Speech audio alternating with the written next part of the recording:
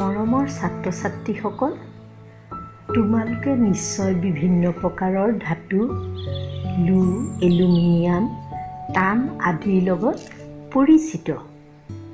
মই আজি তোমালোকৰ লগত ধাতুৰ ভৌতিক ধৰ্মবোৰৰ সৈতে আলোচনা কৰিম বুলি ভাবিছোঁ। প্ৰথম কথা হৈছে, ধাতুবোৰ সাধাৰণতেই কঠিন পদাৰ্থ। ই আঘাত পালে সহজতে ভাগি ছিগি গুৰি হৈ নাযায়। দ্বিতীয়তে, ধাতুবোৰ চিকমিকাই থাকে। তৃতীয় কথা হ'ল, ধাতু নমনীয়ভাৱে ইয়াক টানি তাৰলৈ পৰিণত কৰিব পাৰি।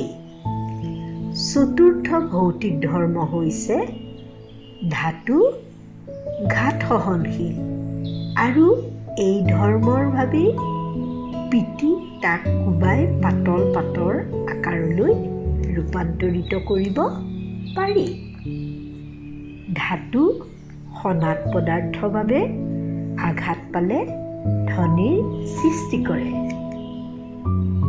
ধাতুবোৰ তাপৰ সুপৰিবাহী, সেইবাবেহে তোমালোকে গৰম লোহাক খালী হাতেৰে ধৰিব নোৱাৰা। তাৰোপৰি ই বিদ্যুতৰ সুপৰিবাহী, সেইবাবে বিদ্যুৎ পৰিবহণ কৰিবৰ বাবে তাম আৰু এলুমিনিয়ামৰ তাঁৰ ব্যৱহাৰ কৰা হয়। আজিলৈ আমি ধাতুৰ ভৌতিক ধৰ্মৰ বিষয়ে জানিলোঁ। তোমালোকে এই সম্পৰ্কত আৰু কিবা জানিব বিচাৰিলে মোক ক'বা।